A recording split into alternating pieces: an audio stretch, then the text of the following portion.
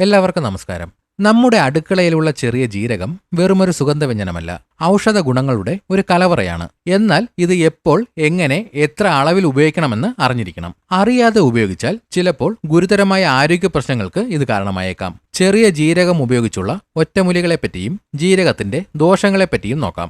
ദഹനക്കേടും gas ട്രബിളും. 1 teaspoon ചെറിയ ജീരകം എണ്ണയില്ലാതെ വറുത്തു പൊടിച്ച് 1 ഗ്ലാസ് ഇളം ചൂട് വെള്ളത്തിൽ ഭക്ഷണത്തിന് ശേഷം കുടിക്കുക. ജീരകത്തിൽ അടങ്ങിയിട്ടുള്ള തൈമോൾ എന്ന ഘടകം ദഹനരസങ്ങളെ ഉത്തേജിപ്പിച്ച് ഭക്ഷണം വേഗത്തിൽ ദഹിപ്പിക്കാൻ സഹായിക്കും. എന്നാൽ ജീരകം വറുക്കാതെ അമിതമായി കഴിച്ചാൽ ഇതിലെ ഓയിലുകൾ വയറിലെ പാളികളെ അസ്വസ്ഥമാക്കുകയും ഗ്യാസ് കൂടാൻ കാരണമാവുകയും ചെയ്യും. ഷുഗർ കുറയ്ക്കാൻ 2 ടീസ്പൂൺ ജീരകം 1.5 ലിറ്റർ വെള്ളത്തിൽ തിളപ്പിച്ച് പകൽ മുഴുവൻ കുടിക്കുക. ഇതിലെ ഘടകങ്ങൾ ഇൻസുലിന്റെ ഉൽപ്പാദനം വർദ്ധിപ്പിക്കാൻ സഹായിക്കും. എന്നാൽ ഷുഗറിന് മരുന്ന് കഴിക്കുന്നവർ ഇത് അധികമായി കഴിച്ചാൽ രക്തത്തിലെ പഞ്ചസാരയുടെ അളവ് അപകടകരമായി താഴാൻ കാരണമായേക്കാം. അമിതഭാരം കുറയ്ക്കാൻ രാത്രി കുതിർത്ത ജീരകവെള്ളം രാവിലെ തിളപ്പിച്ച് പകുതി നാരങ്ങാനീര് ചേർത്ത് വെറും വയറ്റിൽ കുടിക്കുക.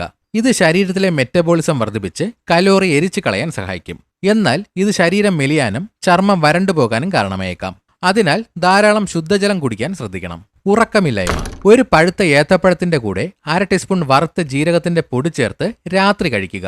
ഇതിലെ മഗ്നീഷ്യം നാഡികളെ ശാന്തമാക്കുകയും ഉറക്കത്തിന് സഹായിക്കുന്ന ഹോർമോണിനെ ഉത്തേജിപ്പിക്കുകയും ചെയ്യും. നെഞ്ചെരിച്ചിലും അസിഡിറ്റിയും. ജീരകവും കൽക്കണ്ടവും തുല്യ അളവിൽ ചേർത്ത് ചവച്ച് കഴിക്കുക. ഇത് ഉമിനീരിന്റെ ഉൽപ്പാദനം വർദ്ധിപ്പിച്ച് വയറ്റിലെ ആസിഡിറ്റി കുറയ്ക്കാൻ സഹായിക്കും. എന്നാൽ ഇത് അമിതമായാൽ ആസിഡിറ്റി കൂട്ടാൻ കാരണമായേക്കാം.